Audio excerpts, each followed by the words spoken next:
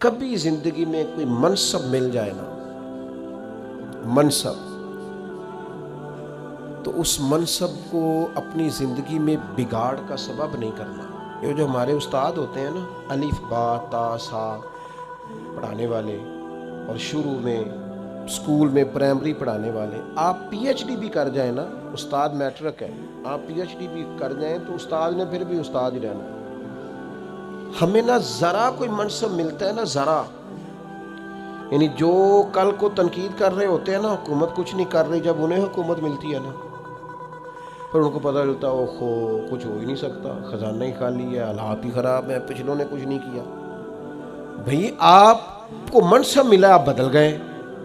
آپ تو کہہ رہے تھے یہ پیچھے ہٹیں، یہ نکمے، ہم آئیں گے تو کمال ہو جائے گا۔ اب کمال کر کے دکھائیں۔ اب نکموں کا رونا کیوں روتے ہیں؟ منصب لوگوں کو ملتا ہے تو لوگوں کے پاس پیسے آتے ہیں تو پھر ان کو غریب بندہ ہی کو نہیں نظر آتا۔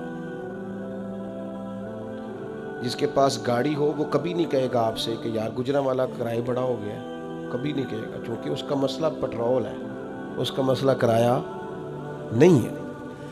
ہوتا یہ ہے کہ منصب ملتا ہے تو لوگوں کی طبیعت میں بگاڑ آ جاتا ہے۔ کوئی تو ہو نا جو آپ کو کہے وہ ادھر آئے نا، اس میں بھی ایک لذت ہے۔ اگر انسان کے منصب نے اس میں بگاڑ پیدا، ہمارے منصب ہماری طبیعتوں میں، بڑا ظالم نہیں جو اپنی اماں کو بھی کہتا ہے کہ میں حضرت ہوں، میں ٹیچر ہوں، میں مالدار ہوں، ابا جی کو بھی کہتا ہے۔ آپ کچھ بھی ہو جائیں، کہیں بھی چلے جائیں، وقت کے محدث اعظم بھی ہو جائیں، جنت پھر بھی ماں کے قدموں کے نیچے ہی ہے۔ کیسے ادھر ادھر ہو سکتے ہیں آپ؟ اپنے مناسب کو کبھی بگاڑ کا سبب نہ بنائیں۔ میں تھوڑے دن کی بات ہے، ہمارے دوست کچھ پیار کرتے ہیں یہاں، زیادہ نہیں، تھوڑا سا ایک سسٹم ہے رمضان میں کچھ لوگوں کی مدد کرنے کا۔ تو میں یہ کچھ دن ہوئے سیڑھیاں چڑھ رہا تھا مسجد کی گلی میں سے عصر کی نماز کے لیے، تو ایک بوڑھے نے مجھے آواز دی، صاحب السلام علیکم، نکی جی گل کرنی سی۔ میں کیا حکم؟ وہ کدی کدائیں تواڈے سنگی کو راشن دیندے نے روزے اچ۔ میں نے کہا وہ مل جائے گا آپ کو، رمضان آئے گا تو۔ کہنے لگے پہلو نہیں مل سکتا، راشن ونڈن والے اور لوگ کو عیدوں بعد بھی بھوک لگ دیجیے، پہلے نہیں مل سکتا۔ تو میں ان کا بازو تھام کے کونے میں لے گیا، میں نے کہا خیر ہے، وہ ایسا آدمی نہیں ہے کہ روایتی ہو، روایتی بندے کو پتہ چل جاتا ہے۔ میں نے کہا خیر ہے۔ کہنے لگے منڈا 40,000 کماندا ہے تے 34,000 تے گیس دا بل آ گیا،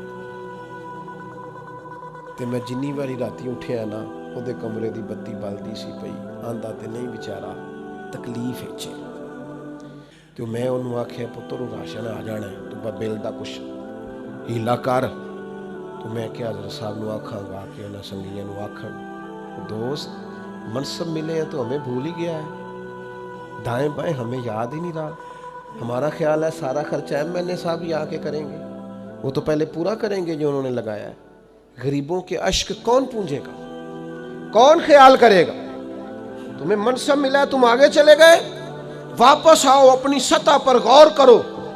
آج شب برات کی نورانی رات میں آپ سے عرض کروں گا، میرا مالک بڑا راضی ہوتا ہے جب غریب کے آنسو پوچھے جاتے ہیں، اللہ بڑا راضی ہوتا ہے جب بھوکے کو روٹی کھلائی جاتی ہے۔